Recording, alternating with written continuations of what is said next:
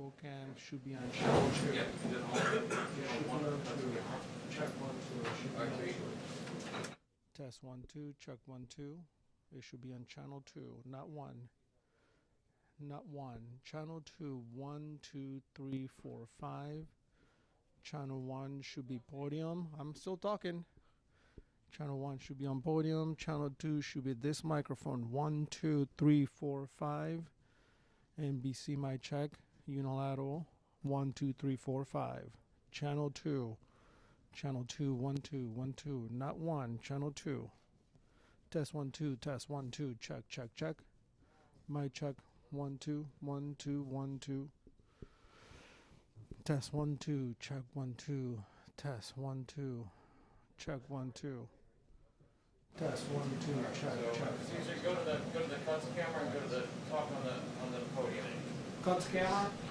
And talk to this, yeah.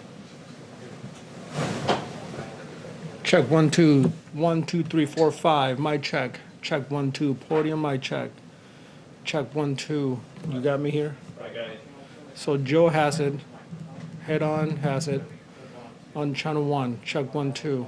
1, 2, 3, 4, 5. All right, Caesar, that's good. Now turn on the wireless and give us a wireless check. All right. No worries. I know. Yeah. Yeah. All right. This should be your channel 2. Channel 2 wireless. Wireless. All good? Wireless for Peter Alexander. And the chair mic is Check 1, 2. Test 1, 2. You want me to turn it off?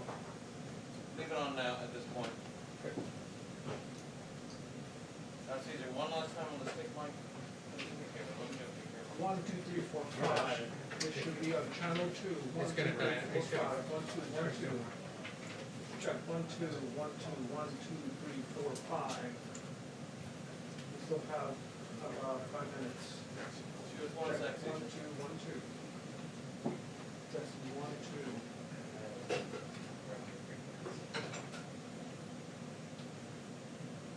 Talk, Caesar. 6, 7, 8, 9, 10. 6, 7, 8, 9, 10. 1, 2, 3, 4, 5. 6, 7, 8, 9, 10.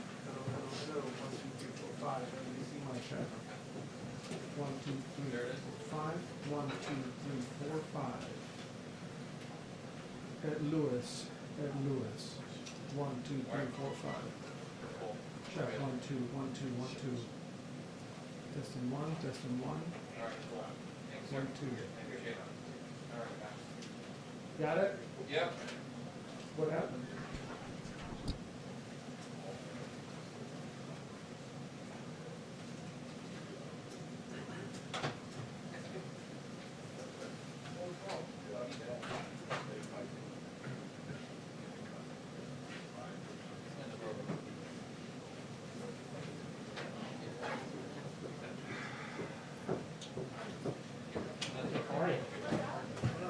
All cameras are off.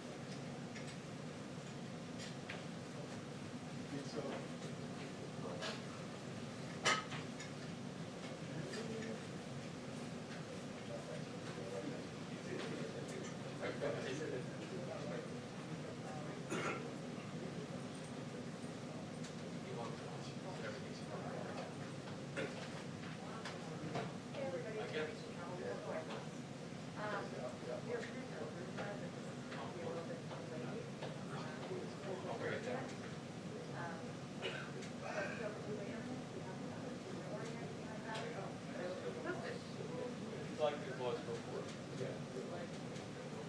For us, not for you guys. For us.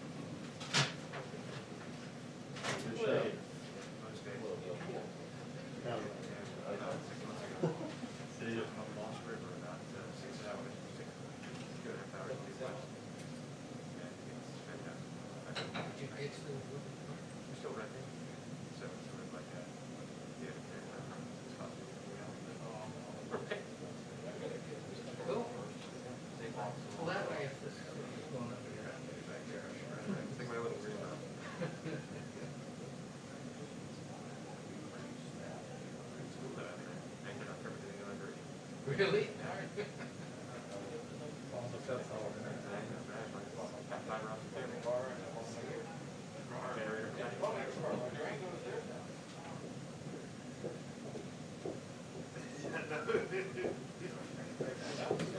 Hello, hey everyone, happy Friday. Happy Friday, how are you? Happy Friday, congratulations on everything. Thank you so much. Am I just, Yeah. oh, I just feel like I don't have an ID. Hey, Mark. Mark.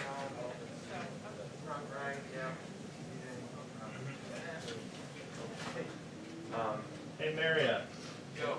Does she need an IFB? Does she have? If you do end up There's an doing IFB something like right that, in the chair. just sort of square up and Oh, yeah. keep the camera. Yeah. Oh, Welcome back, Mary. huh? That, seven.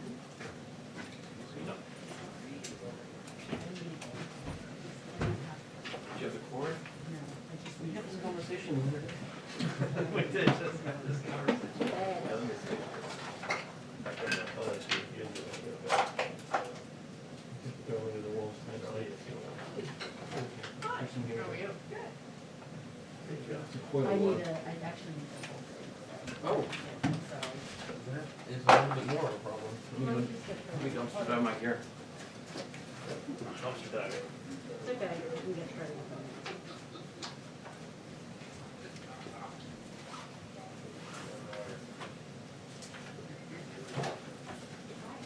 Hey, can you just bring me my iPhone, just in case? I got it. Sorry. No, that's fine, no, this is fine, this is great. You want me to do this one or your one? That's fine, Which one? what you have. I was like, yes, no, and you're saying, yes, maybe no. It's an easy question. Share your. Love this very well. You're welcome. Just in case. Which one you- Just low volume right there. We never did get an iPhone. Thanks, Mike. No problem. We never got an iPhone.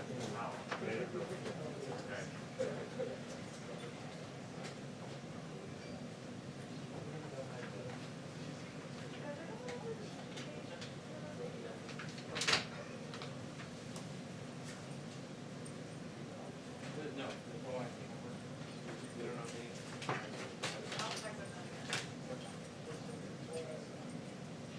You get it? You get it?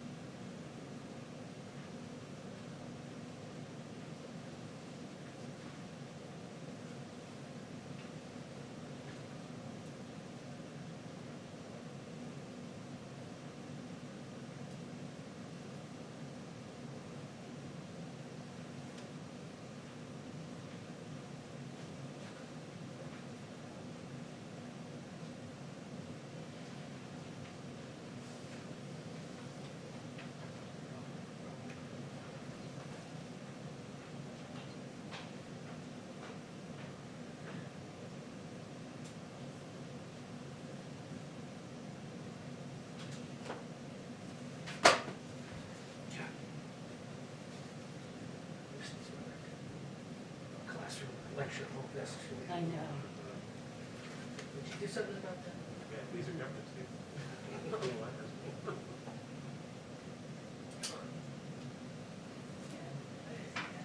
See you.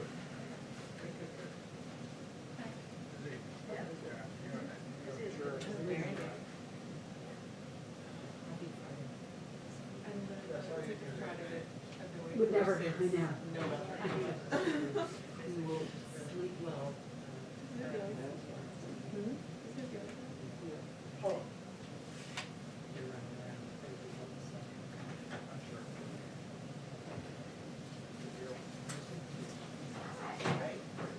Did you get all set?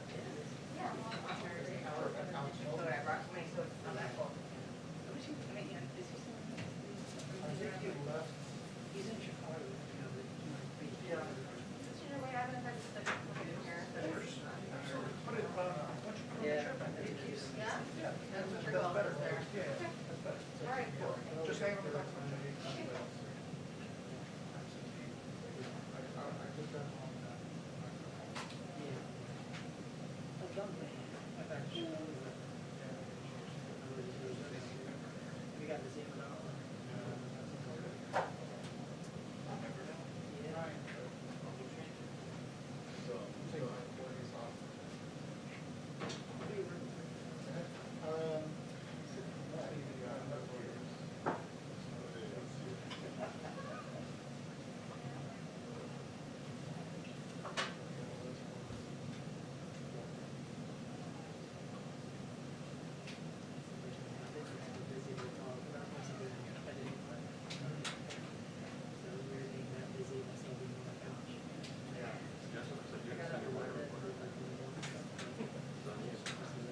For what?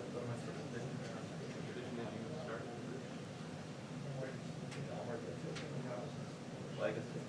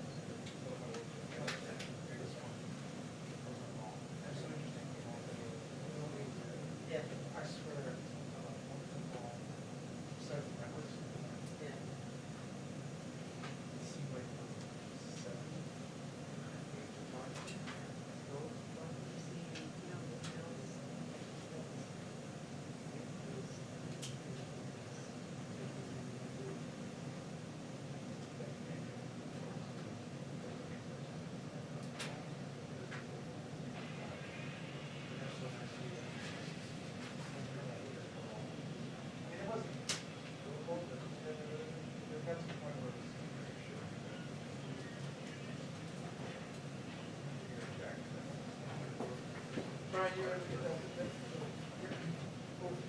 Yep. You know they're flagging people. Huh? They're flagging people. Flagging people. You know, at the desk. If you allow me, my question is, because nobody wants to get sick.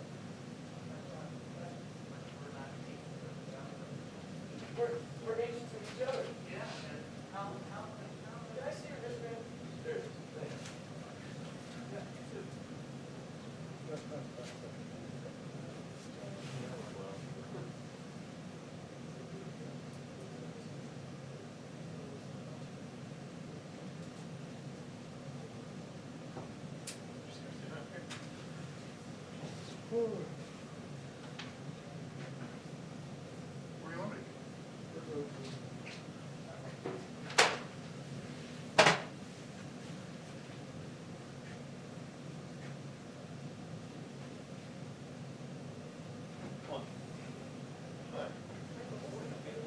What do you want?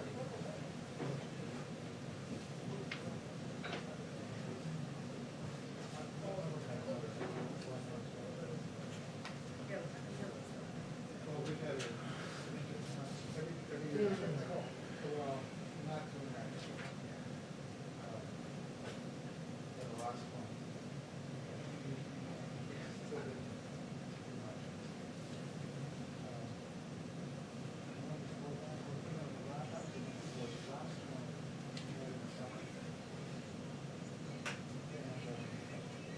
I swear to the inside because there's a chance. Turn up. And there's a hole. There's one little hole in the roof and it was dripping. But the problem was that it was a tin roof. So it's like really down. And it was a little hard to get by.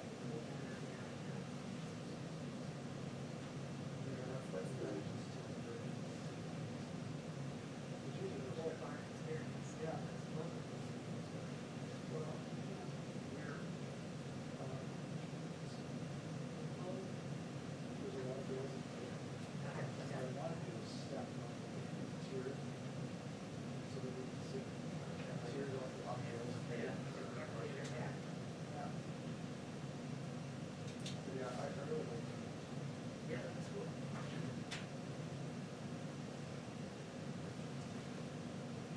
Yeah, let me know if we have that.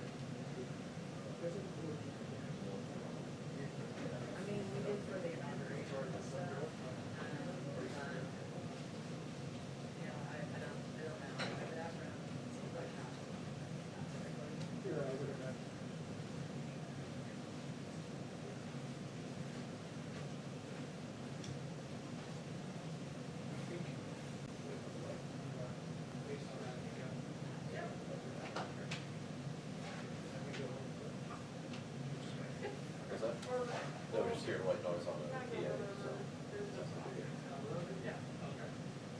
It's warm in here. How's that? I feel good. Am I on record?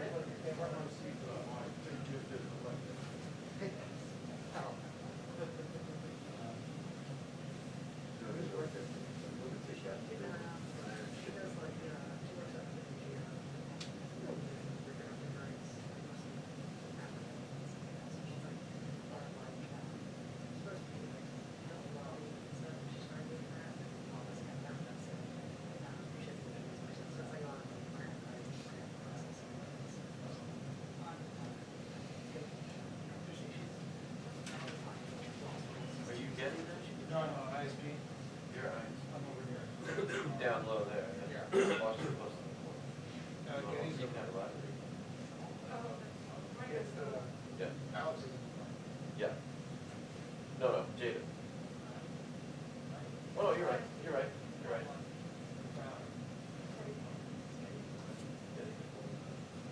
Close over there.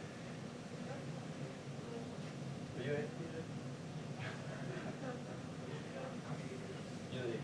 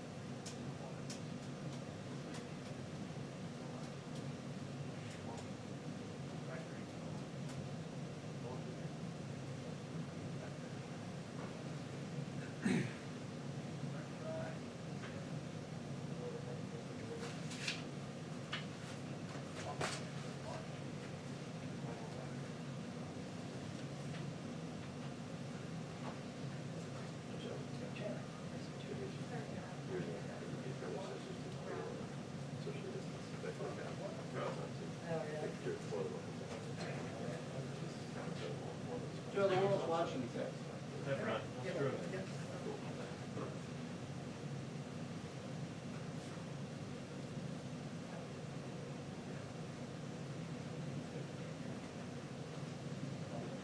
For our start positions, there's always a safe space on the middle of that wall, but none of us are.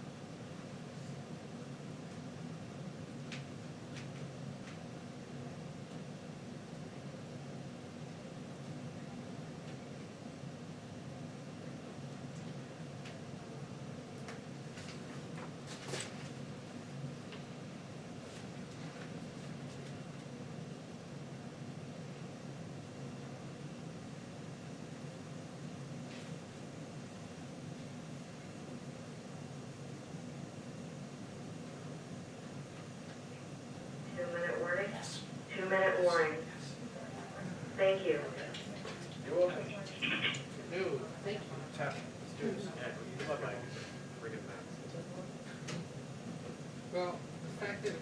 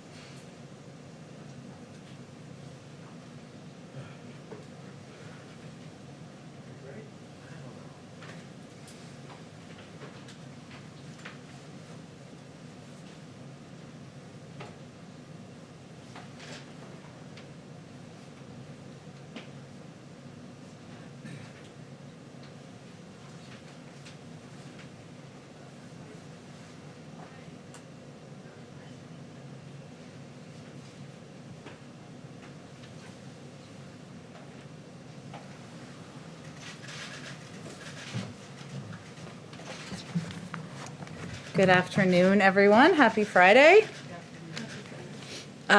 Today, we are joined by National Economic Council Director Brian Deese, who will highlight some key aspects of the executive orders the President is issuing today related to the economy and underline their impact on American families and workers. Brian is kind enough to take a few questions. I didn't have to twist his arm too much, but he does have to go to a briefing with the President, so I'll be the bad cop and come up when he has to cut it off. Go ahead, Brian. Thanks, Jen. So I wanted to just take a couple of minutes to talk to you about the executive actions that the President will take today. But just start with a little bit of context. Our economy is at a very precarious moment. We are 10 million jobs short still of where the economy was when this pandemic started. Last month, the economy lost jobs for the first time since last spring. Retail sales fell last month, and just yesterday we saw another 900,000 Americans file for unemployment insurance. That's a weekly rate that is higher than any week during the Great Recession. It's a moment that requires decisive action to beat this pandemic and support the economic recovery that American families need. That's why a week ago, President Biden laid out a comprehensive American Rescue Plan, a plan that is focused on changing the course of the pandemic, getting students back in school, and giving families and businesses a bridge to the economic recovery, while also addressing the stark inequities in our economy that this crisis has exposed. We have been engaging closely with members of Congress, with governors, mayors, business and labor organizations in the weeks since, and will continue to do so, and hope that Congress will move quickly to consider this important proposal without delay. At the same time, the American people are hurting, and they can't afford to wait. They need help right now, and that's the motivation behind the actions that the President will take today. I want to be very clear. These actions are not a substitute for comprehensive legislative relief, but they will provide a critical lifeline to millions of families. So just to get into the specifics, the President will sign 2 executive orders today.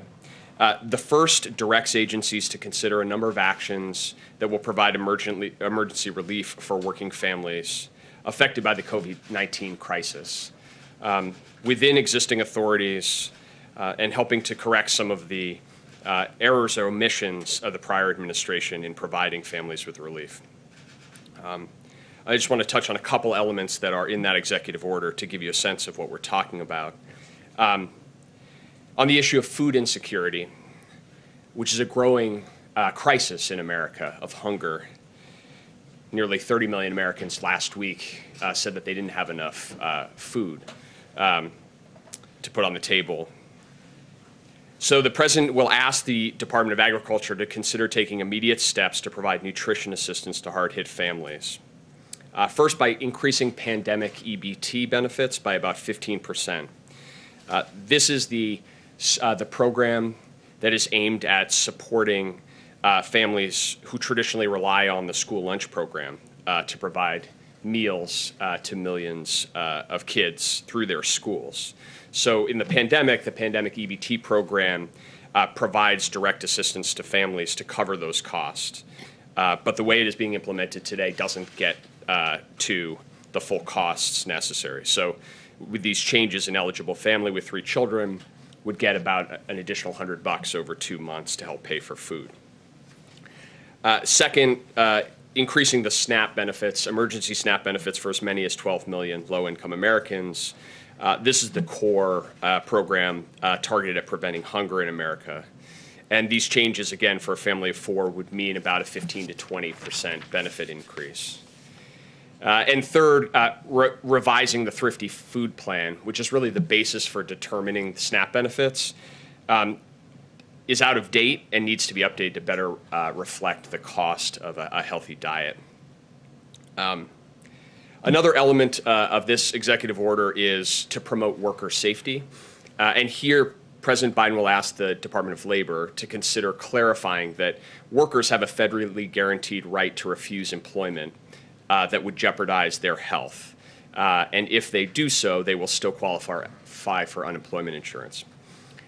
This is a common sense step to make sure that workers have a right to safe work environments and that we don't put workers in the middle of a pandemic in a position where they have to choose between their own livelihoods and the health of they and their families. The second executive order that the president will sign is focused on the jobs of federal workers and on federal contractors. He will direct his administration to initiate a process starting today that would allow him within 100 days to issue an executive order requiring federal contractors to pay at least a $15 minimum wage and provide emergency paid leave to workers.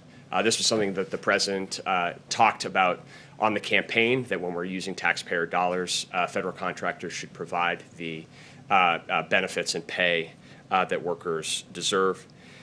The order will also protect and empower federal employees who've dedicated their careers to serving the American people, many in very difficult circumstances during this pandemic. And the steps will include restoring collective bargaining power and worker protections for federal workers, eliminating Schedule F, so-called Schedule F, which is threatened the protections of career employees and also provided a potential pathway to burrow political appointees into civil service. And also promoting a $15 minimum wage by directing the OPM, the Office of Public Management, to develop recommendations to pay more federal workers at least $15 an hour. Finally, just one final note, in addition to the executive orders that we'll be issuing today, we will be focusing on another key priority of the president and the vice president, which is equitable relief to small businesses.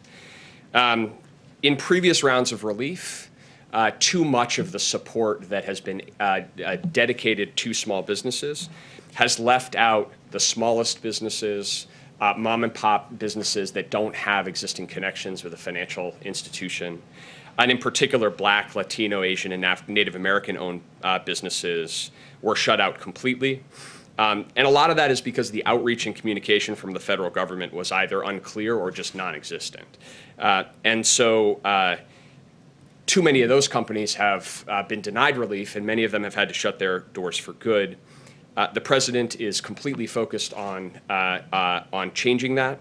And he has directed us to take immediate steps to make sure that we're listening to these communities, we're taking their advice on how to improve the distribution of relief. So just this morning, I met, along with representatives of the Small Business Administration, with dozens of groups representing Black and brown-owned businesses and other underserved communities, as well as lenders, to hear their ideas on how we can improve communications and act on them. We discussed the president's idea of having navigators who are dedicated to helping small business owners find the right relief programs, fill out paperwork, get the money into their bank accounts, the kind of support that many of these businesses don't have because of embedded relationships that more well-connected businesses do. There are some groups out there in the country who are doing this really successfully. We're determined to learn from them and to scale those efforts nationwide. And in this vein, I look forward, I will be joining the Vice President Harris later today. She will be meeting with small business owners to discuss both the American Rescue Plan and the need for more effective small business relief delivered without delay. So that is today. That is our focus through a set of executive orders. And I'm happy to take a couple of questions, of which you all have many. Sure, Okay. sure. This is the good cop, bad cop thing. Kristen, go ahead. Thanks, Jen. Hi, Brian. Hi. Good to see you. Thank you for taking questions today. I want to ask you about the call on Sunday with a bipartisan group of lawmakers. What can you tell us about the call? Will President Biden be on the call? And what is your message to moderate Republicans like Mitt Romney, who say the economy can't have another stimulus after you just passed a $900 billion relief package last month? Yeah, thanks, Kristen. So the president has made clear to his team that we should be reaching out to members of Congress from both parties to make the case for the rescue plan and to engage with them, understand their concerns. So that's what we're doing, both myself and senior members of the team. We have been doing that over the course of time. We'll continue to do that, including the call on Sunday that I'll be doing with a group of senators, and we'll continue that engagement going forward. In terms of the message, it's pretty clear. We're at a precarious moment for the virus and the economy. Without decisive action, we risk falling into a very serious economic hole, even more serious than the crisis we find ourselves in. And economists across the board, including today President Trump's former chairman of the Council of Economic Advisors, arguing strenuously that now is the time for that type of decisive action for the economy, and that we can't wait to provide the resources to make sure that we can open schools, we can get vaccine shots in people's arms, and we can provide that bridging relief to families and small businesses.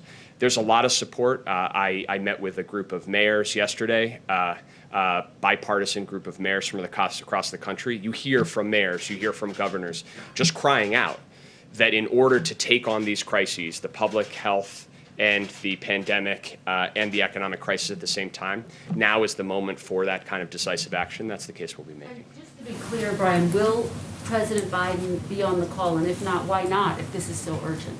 So, like I said, we're doing all outreach. The president has directed the team to do outreach to members of Congress, to business and labor organizations, to mayors and governors, and we're in the process of doing that. I'll be having that conversation on Sunday. You can expect that other members of the administration will be engaging with members of Congress across time as well. And just very quickly, Brian, if I could, what would a February impeachment trial, how would a February impeachment trial impact getting the COVID relief package passed?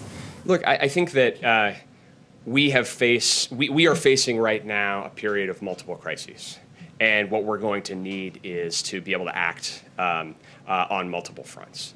And so that's certainly, we understand, and as Jen has spoken to, we understand that the Senate has a constitutional obligation in this context. But we also have these pressing economic and pandemic priorities as well. So that's why we're engaging. That's why we're focused on making the case, and certainly with the expectation that Congress will heed that call and move forward. I promise to do a whole briefing after this, so just we'll do econ questions for Brian. Go ahead, Mary. Thank you very much. If you are able to pass this nearly $2 trillion plan, do you envision this being the last round of stimulus, or do you think you may need to do more? What I can tell you is if we don't act now, we will be in a much worse place, and we will find ourselves needing to do much more to dig out of a much deeper hole. So what I can tell you is the single most important thing economically right now is to take decisive action along the lines of what we've laid out in this rescue plan. And you hear, again, from economists across the board, whether it's the Federal Reserve, the International Monetary Fund, and economic experts across the political spectrum as well. When you're at a moment that is as precarious as the one we find ourselves in, the risk of doing too little, the risk of undershooting far outweighs the risk of doing too much. And that's the economic logic, the economic case behind this package. I think you've also heard the president clearly explain that his economic approach is one where rescue and recovery need to come together. And he'll be speaking more about his recovery plans in the coming weeks that are about building back better, an urgent priority to start creating the kinds of good jobs that we know we're going to need coming out of this crisis. And after the recession, it took nearly a decade to get the country back to full employment under the Obama administration. If you're able to pass this rescue package, how long do you think it will take for every American who wants a job to be able to have one? Well, I would just point to, just one example of an independent analysis that was done of the American Rescue Plan by Moody's.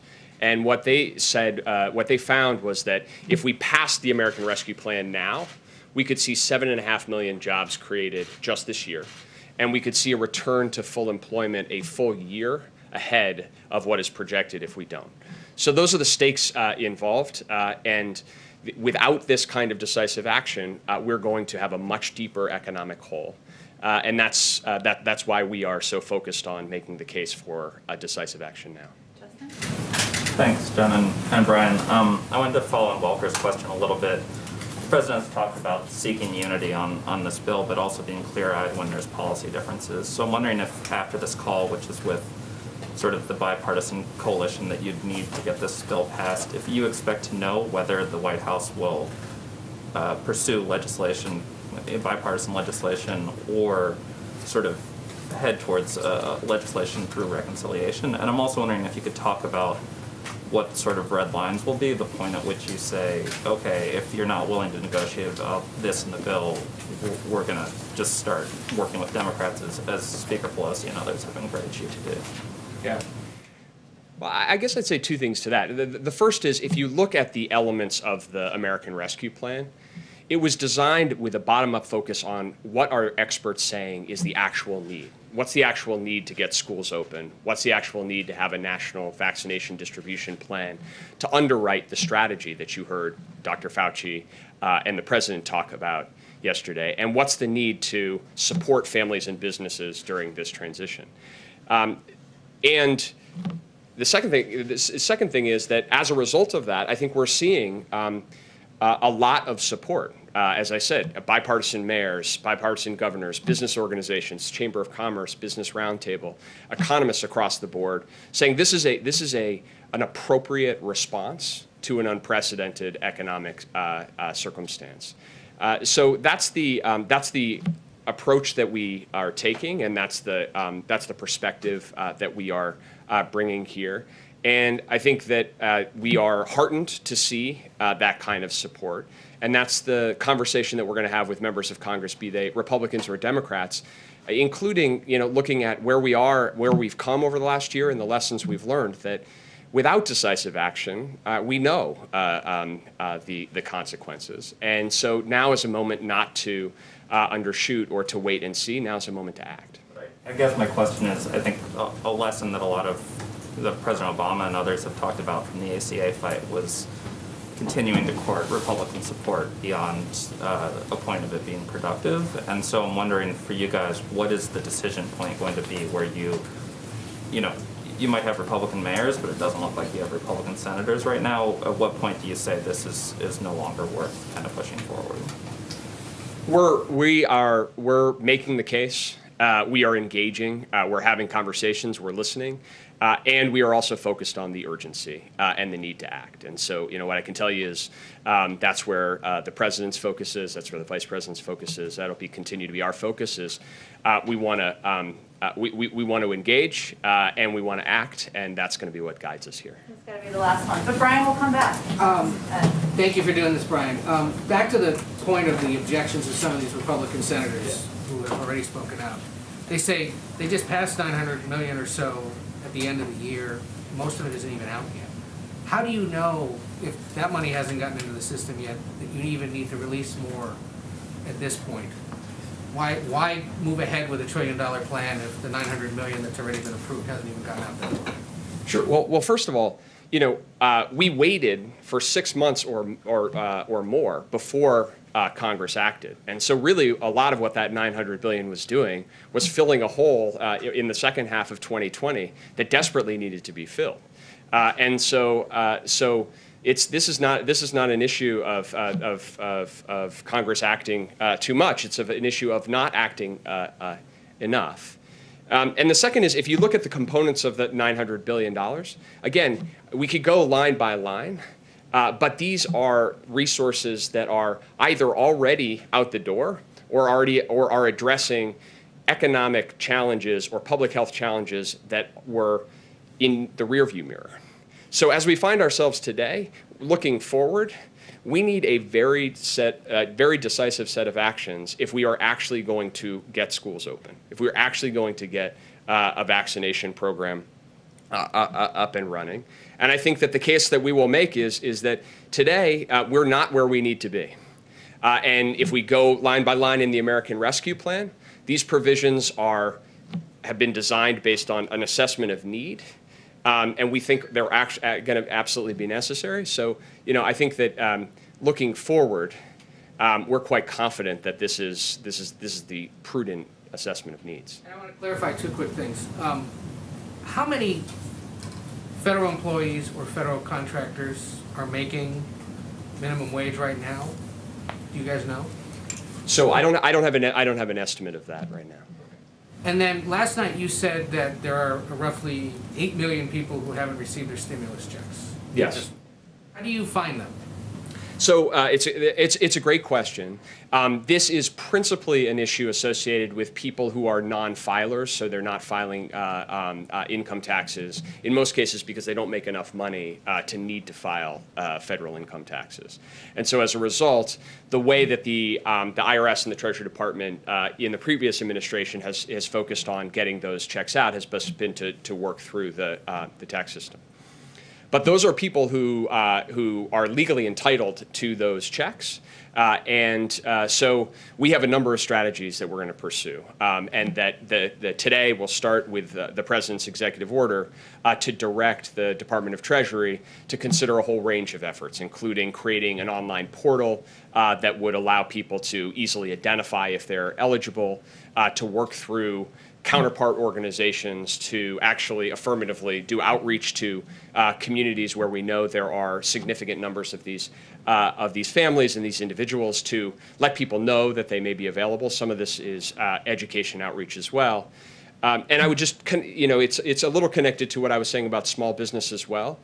What the President is directing all of us to do is to really focus on the affirmative steps that we can take, and an affirmative strategy to say it's not enough to just say, well, if folks don't know or if they don't have a network, then they're left out in the cold. We're gonna work both directly in what the federal government can do and with partner organizations to try to make sure that every American who's entitled to a benefit is actually receiving it. But if there's someone out there right now who hears you saying this and realizes I'm eligible and I haven't gotten it, right now today, is there a way for them to raise their hand and say, send me my check? Well, starting today, we're going to start a process to make that a lot easier for families, including being able to go online and do that. But that's work that's going to start today.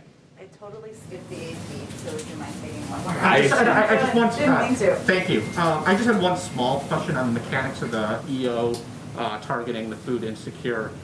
Does the USDA have the money to distribute these plus-ups that you're talking about? Yeah. Or is there going to need to be an appropriations from Congress? So these are mandatory appropriated programs, so there's no need for additional congressional action. It's a change in regulation on the eligibility for benefits. So these are changes that can be made under existing statute and under existing budgetary authority without any additional action from Congress. The money's there, though, to... Yeah, it's a mandatory program, so it operates based on the benefits are paid out based on who is eligible. Great. Thank you, Brian. I'll be back. Great. Thank you all. All right, everyone. Happy Friday. I have a couple of things just at the top, some things you've been asking about, so hopefully they address some of the questions you may have. First, we applaud the Senate's strong bipartisan confirmation. Happy Friday. I have a couple of things just at the top, some things you've been asking about, so hopefully they address some of the questions you may have. First, we applaud the Senate's strong bipartisan confirmation of Lloyd Austin, who has been breaking barriers all of his life as the first Black Secretary of Defense in our nation's history. Secretary Austin's confirmation is a major benefit to our national security, and he's going to hit the ground running, leading the Pentagon. He will be sworn in today, but he will be sworn in more officially by the not more officially, I should say, but he will be sworn in more ceremoniously on Monday by the Vice President. Similarly, the President is very happy to see that Janet Yellen, the first woman who would ever lead the U.S. Treasury Department, was unanimously voted out of committee this morning. This should only be the beginning. We're facing unprecedented challenges and threats to our national security during these emergencies, and our country urgently needs our Secretary of Homeland Security in place. Alejandro Mayorkas is one of the most knowledgeable Homeland Security experts in the country. He's earned bipartisan praise, and he's been previously confirmed by the Senate 3 times. This is a confirmation that we are going to continue to press on in all of our engagements and conversations with the Senate. I also have some news to share on the President's response to domestic violent extremism. The January 6th assault on the Capitol and the tragic deaths and destruction that occurred underscored what we have long known. The rise of domestic violent extremism is a serious and growing national security threat. The Biden administration will confront this threat with the necessary resources and resolve. We are committed to developing policies and strategies based on facts, on objective and rigorous analysis, and on our respect for constitutionally protected free speech and political activities. Our initial work on DVE will broadly fall into 3 areas. The first is a tasking from President Biden sent to the ODNI today, requesting a comprehensive threat assessment coordinated with the FBI and DHS on domestic violent extremism. This assessment will draw on the analysis from across the government and, as appropriate, non-governmental organizations. The key point here is that we want fact-based analysis upon which we can shape policy. So this is really the first step in the process, and we will rely on our appropriate law enforcement and intelligence officials to provide that analysis. The second will be the building of an NSC capability to focus on countering domestic violent extremism. As a part of this, the NSC will undertake a policy review effort to determine how the government can share information better about this threat, support efforts to prevent radicalization, disrupt violent extremist networks, and more. There's important work already underway across the interagency in countering DVE, and we need to understand better its current extent and where there may be gaps to address so we can determine the best path forward. The third will be coordinating relevant parts of the federal government to enhance and accelerate efforts to address DVE. This considered, NSC-convened process will focus on addressing evolving threats, radicalization, the role of social media, opportunities to improve information sharing, operational responses, and more. Just a couple more items. As you all know, right now, the President and Vice President are having lunch. This is something they look forward to doing every week.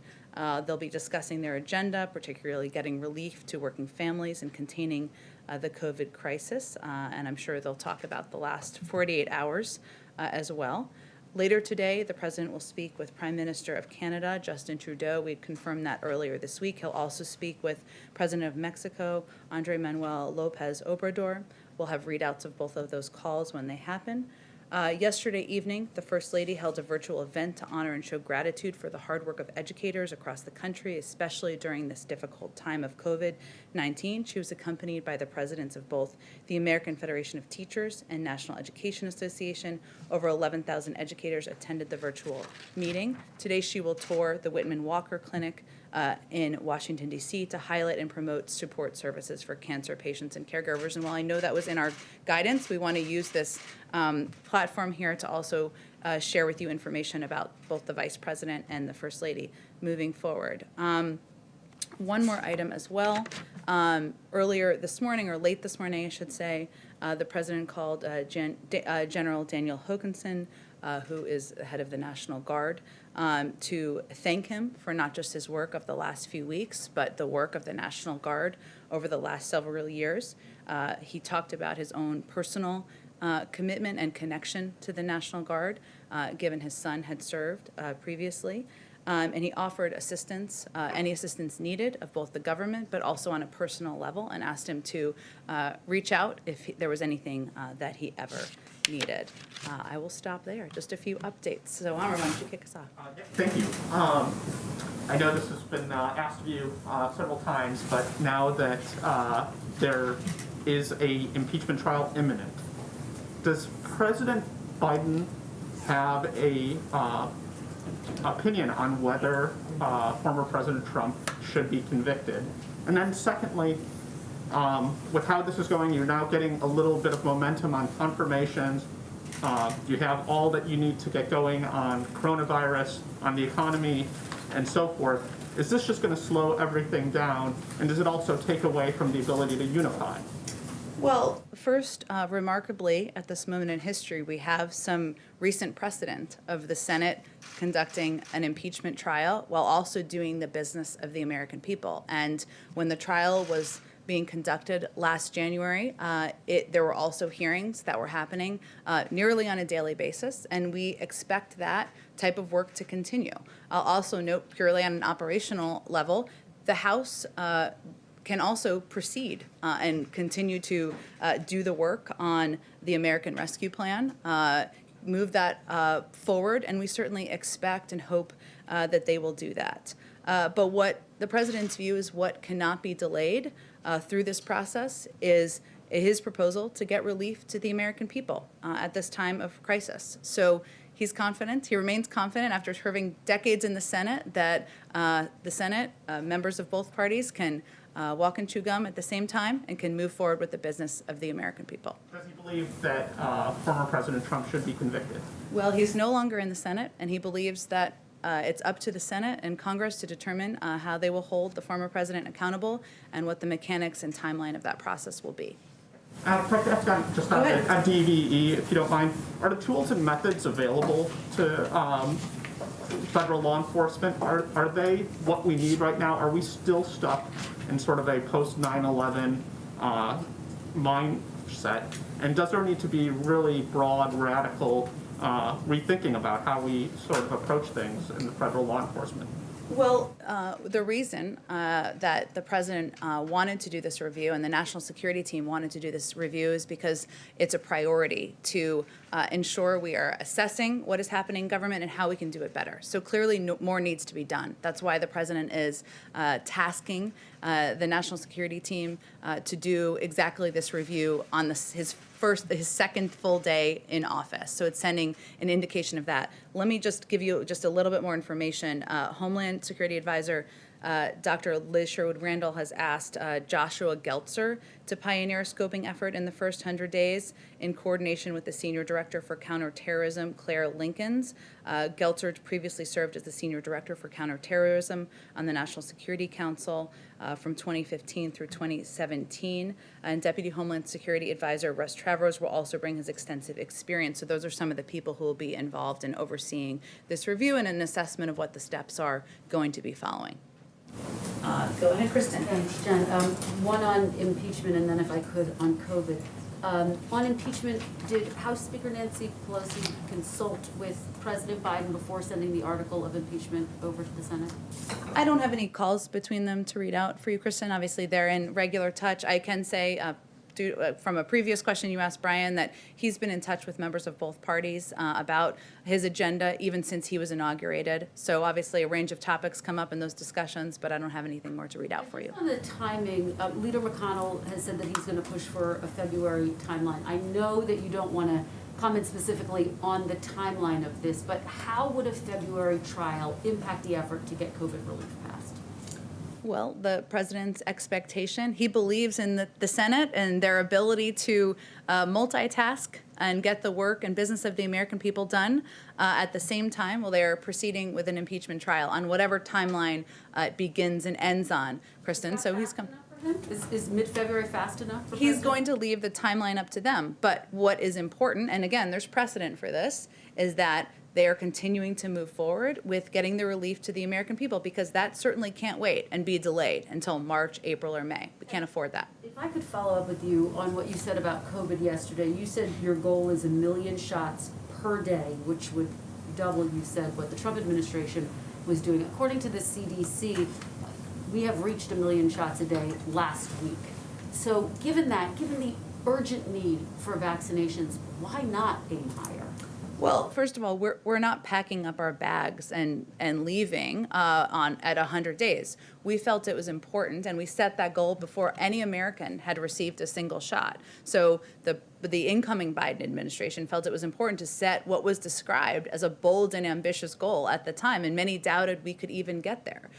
So we want to set our own markers and markers for the American public so that they know we're meeting our goal. If we surpass that, that's great. We're going to continue working after day 100 as well. But there are a number of factors here Dr. Fauci also talked about. It's not just having the access to the vaccine, right? It is about addressing vaccine hesitancy. It's about ensuring we have the materials needed. It's about, and you all have done reporting, of course, on different issues going on in states from New York and others where there are concerns about supply, where there's confusion about the process, and we need to address that. So there are a number of operational challenges that are happening at the same time.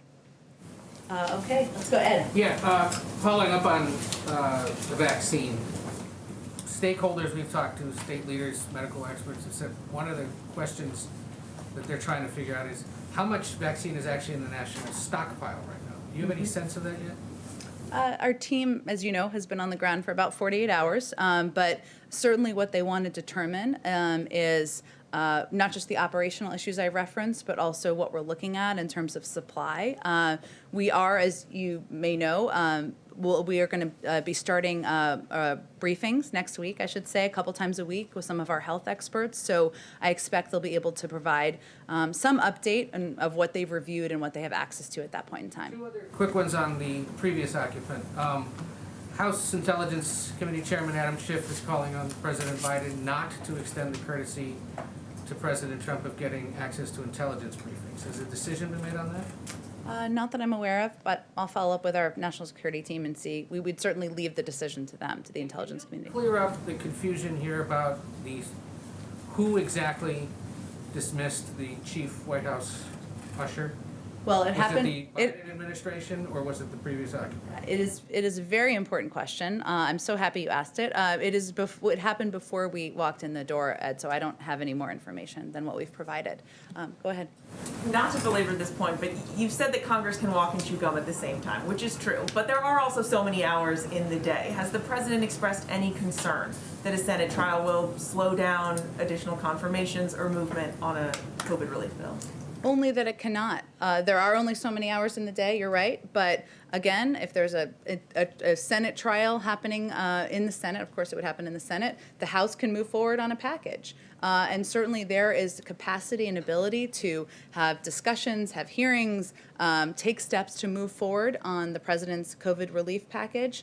And we don't think it can be delayed or it can wait. So they're going to have to find a path forward. He's confident they can do that.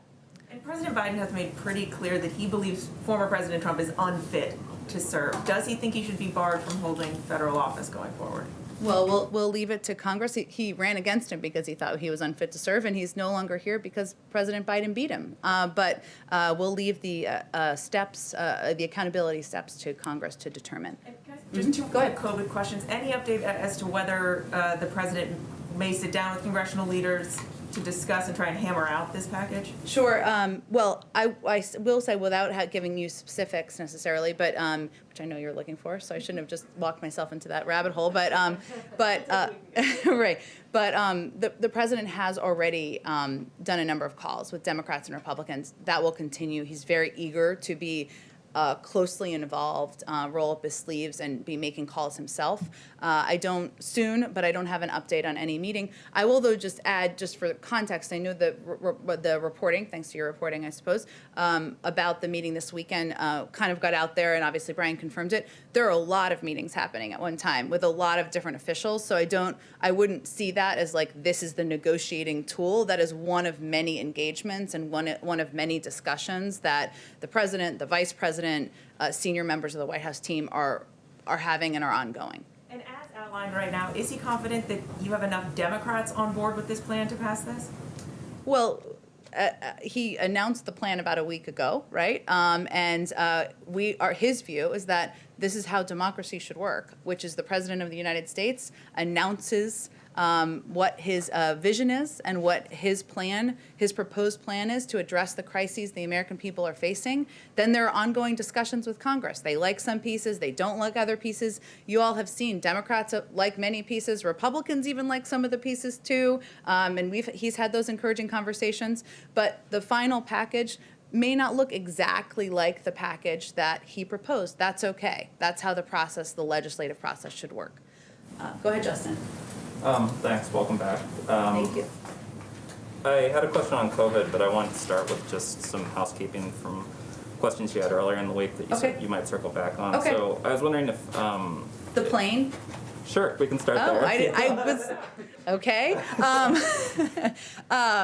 On the plane, we are certainly aware of the White House military units proposal that has been submitted to them about reconsidering the color scheme of Air Force One.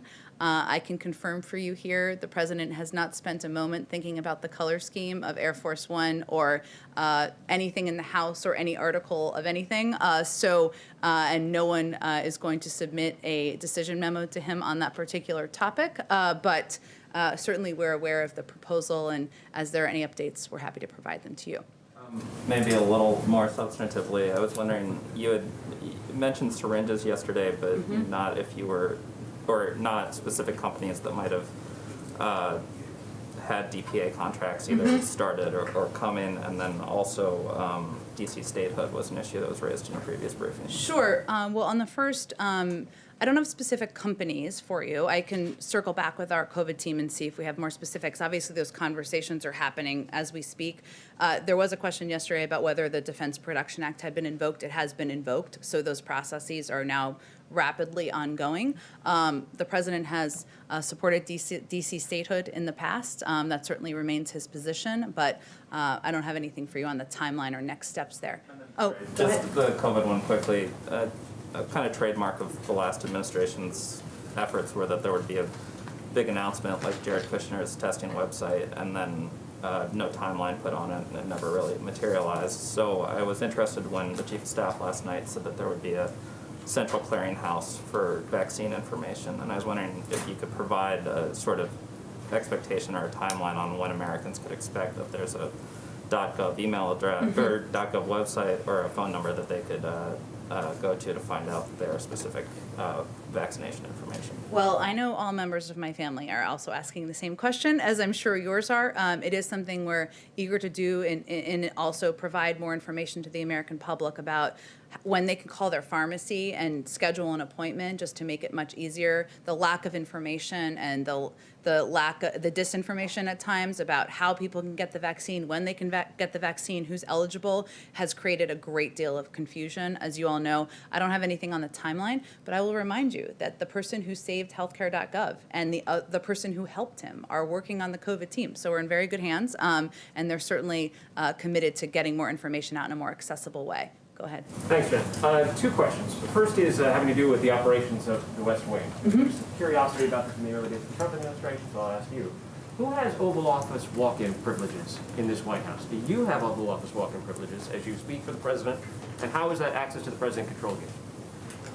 Well, I don't know that I'm going to give you a list of everybody, but I will convey that, since the first conversation I had with then President-elect Biden, he conveyed to me it was important that we have regular conversations and we're able to have a discussion about how he sees things and questions that are coming up to ensure that we are providing you all with information not just about our policies, which is of course pivotal, but his also his thinking on issues. So I talked to him this morning, and certainly I expect and anticipate I'll have regular conversations with him. And there are a number of other people who have those conversations with him on a daily basis as well. That's part of his style, and part of his style of governing is to make sure people who are engaging with the outside world have an understanding of his thinking. One more question for you. Is Dr. Deborah Birx still a member of this president's COVID response team?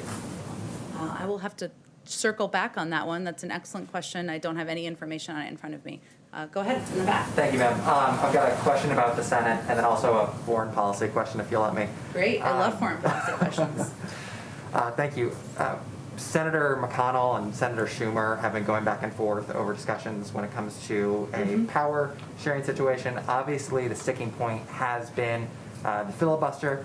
Are you concerned that those negotiations could potentially delay the president's legislative agenda, his nominees, and then also, does the president still oppose overturning the legislative filibuster like he did in that interview with the New York Times? Sure. Well, the president's position hasn't changed, but I will say he's conveyed in conversations with both now Leader Schumer and Senator McConnell that they need to have their conversations, of course, but he is eager to move his rescue plan forward. He is eager to get relief to the American public. He wants to work with both of them to do exactly that, and he wants it to be a bipartisan bill. So that is his objective. So his position hasn't changed. He opposes overturning the legislative filibuster? He has spoken to this many times. His position has not changed. The previous administration, on their way out the door, declared that China's human rights abuses against Uyghur Muslims were, quote, crimes against humanity, and, quote, a genocide. Does the president agree with that determination, and will he keep it?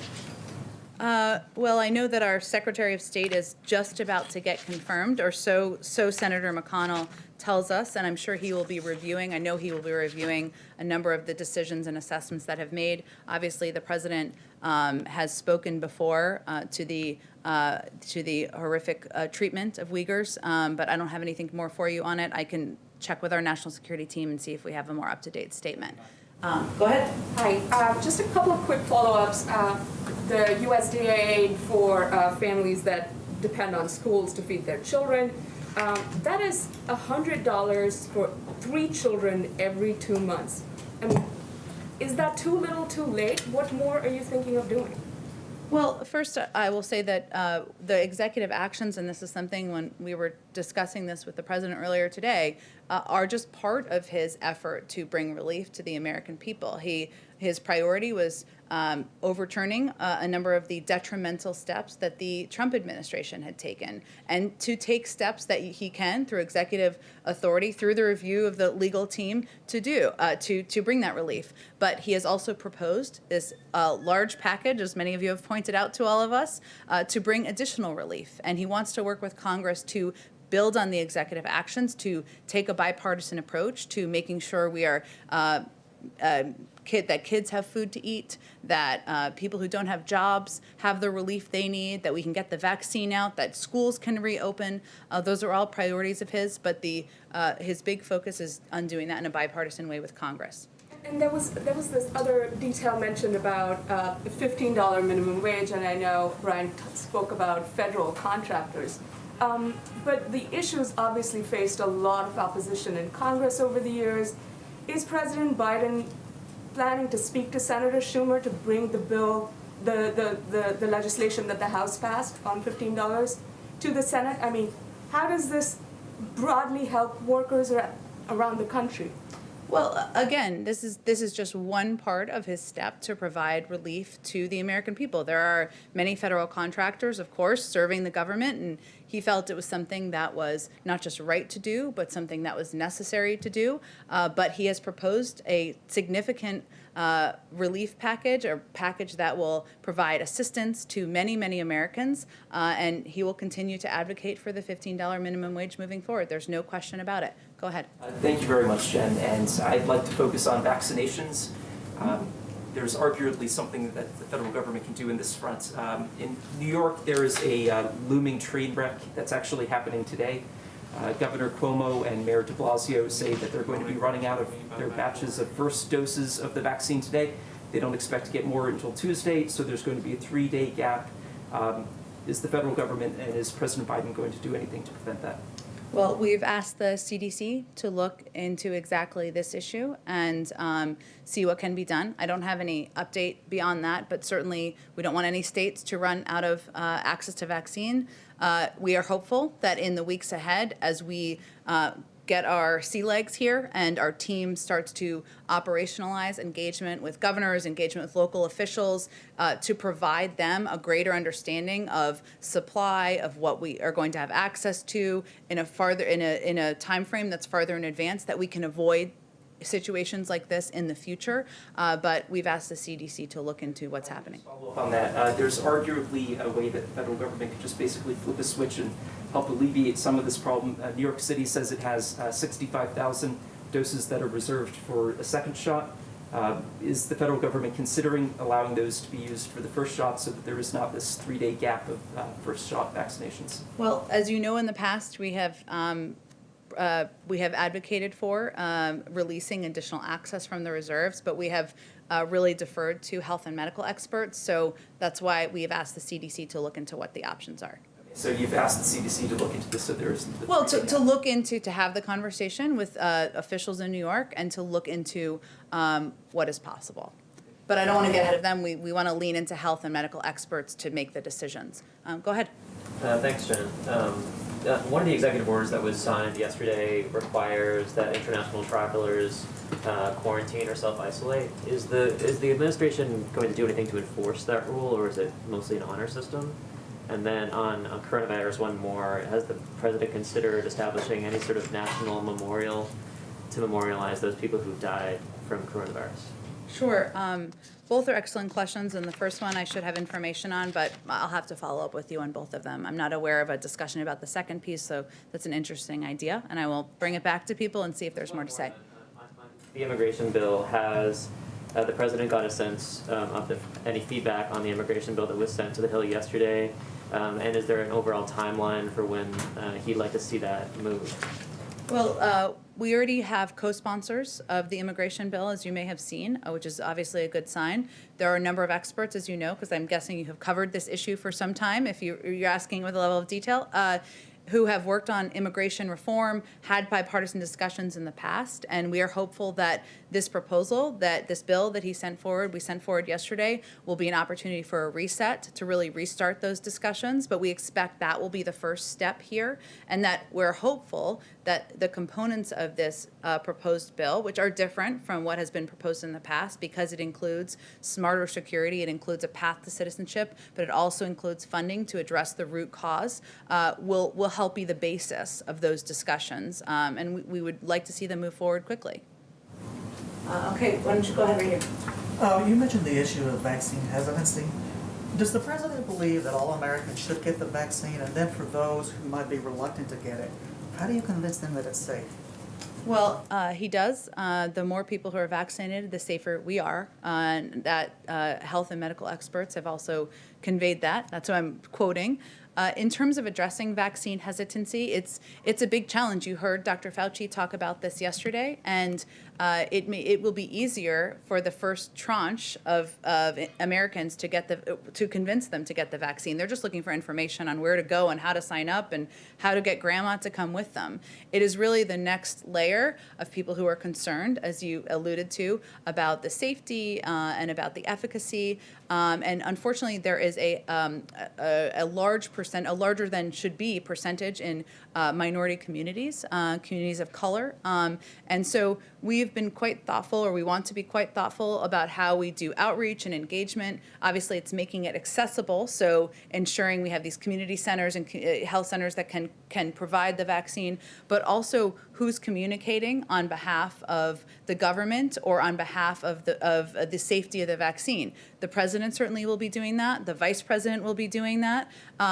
I know a lot of celebrities have offered. That's okay. But what's been interesting in the data, or great, we welcome that. But what's interesting in the data is that local doctors and local officials, people from the community are people who are often most trusted. And so we're really trying to empower and be able to fund local communities to be able to be the spokespeople to build that trust.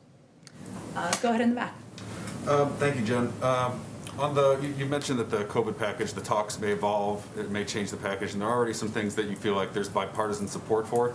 Is there any consideration that's taken place or that may take place in separating some of these pieces out and passing the things first and foremost that may generate bipartisan support, given the urgency that you've talked about? Well, I will say, as Brian said, that our objective here, or the way that the package was designed, was to address the core issues of the crisis. So I think the tricky piece of that question is, do you delay vaccine funding to distribute the vaccine? Do you delay funding for unemployment insurance? Do you delay funding to reopen schools? Nobody wants to be having a conversation about why schools aren't reopened in May or June. Democrats, Republicans, no members of Congress. So there are key components in here that that in the package that was designed to address the current crises. So right now we're having a discussion about the big package, but as you noted, there are points of view, no surprise, about many components of it. We certainly understand that, and we welcome the discussion and engagement with members of both parties.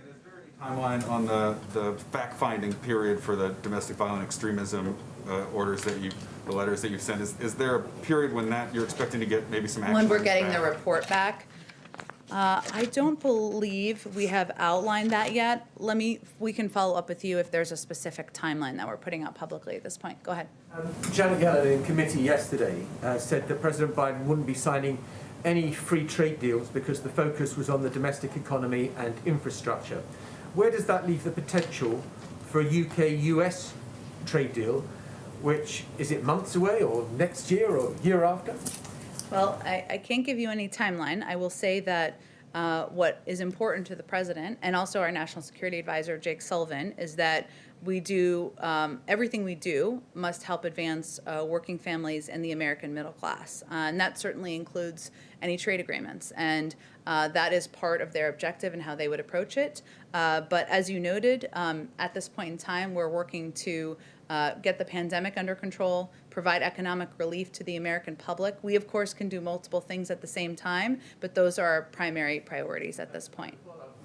Can I ask what happened to the Churchill bust and what should be read about its removal from the Oval Office? Oh, such an important question. It's the plane of today. I will follow up on that. I don't have, it is something that may certainly be existing in the complex, of course. I'm very familiar with the bust, but we will circle back with you if there's more to update you on that. Go ahead. Actually, two follow-ups to what they were just asking you. On domestic unrest, first of all, does the president have any comment on the ongoing violence in Oregon and Washington State that we've seen in recent days?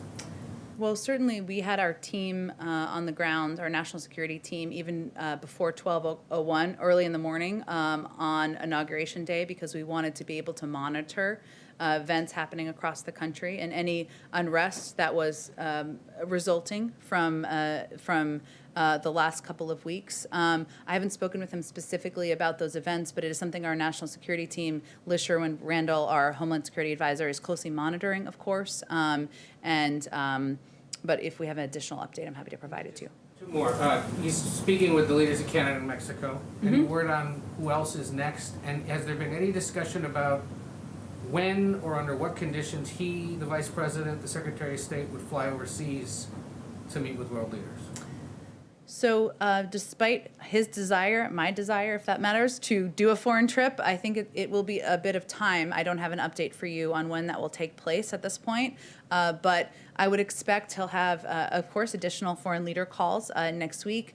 As been the case with our national security team, you can anticipate that those will start with our allies and partners, including many of the Europeans. But I don't have a specific day-by-day calendar for you at this point. This is his first weekend in the White House. Does he still plan to go to Mass every weekend? And has he picked a parish here in the Washington area or a place where he plans to go? Well, his faith is certainly quite important to him, as you know, from covering him, and I would expect that he attends church, continues to attend church very regularly. He has not selected a church yet, but if and when that happens, we'll certainly keep you updated. Let's see, I haven't taken go ahead, all the way in the back. So Japan is planning to host the Tokyo Summer Olympic Game in 6 months, but they have not made a final decision if it will go on as planned or be cancelled because of the pandemic.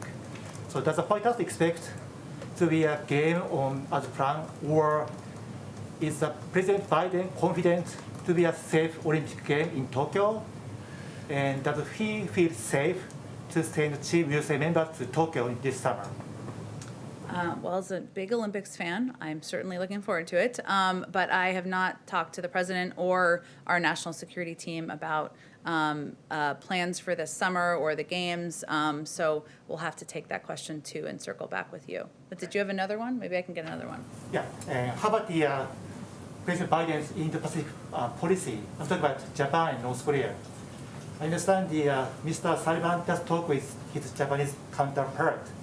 But what is U.S. policy on Japan?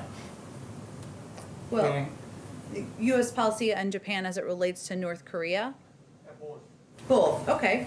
The president's view is, of course, that is without question that North Korea's nuclear, ballistic missile, and other proliferation-related activities constitute a serious threat to the international peace and security of the world and undermine the global non-proliferation regime. And we obviously still have a vital interest in deterring North Korea, as does Japan, of course.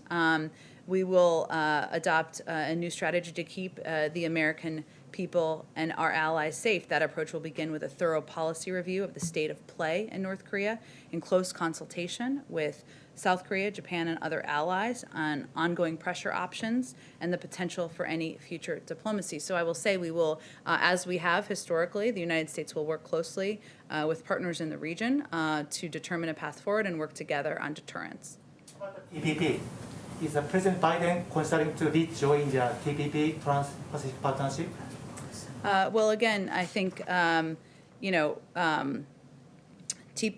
Biden knows TPP wasn't perfect and believes we need to make it stronger and better.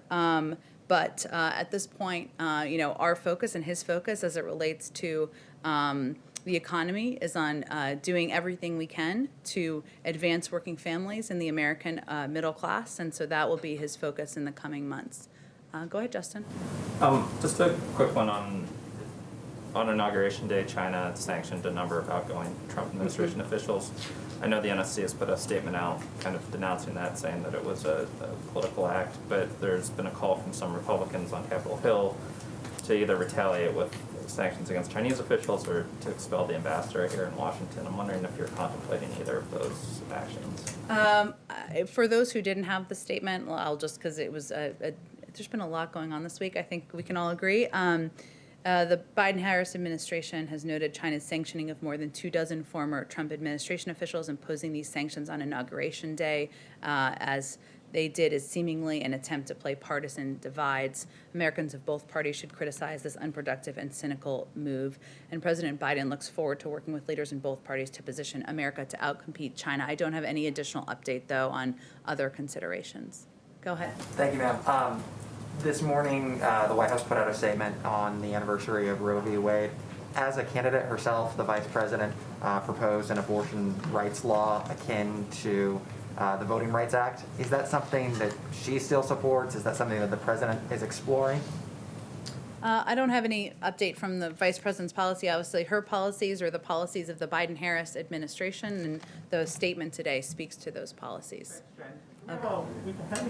Oh, we have ventured to get you a week ahead, and I promise that we will do it in the future, but we don't have any really detailed specifics to share with you at this point in time, other than the president will not be leaving the DMV, I can assure you, next week, and he will continue to sign additional executive actions and engage with members of Congress. We will have a more detailed schedule, but we're still ironing out all the specifics.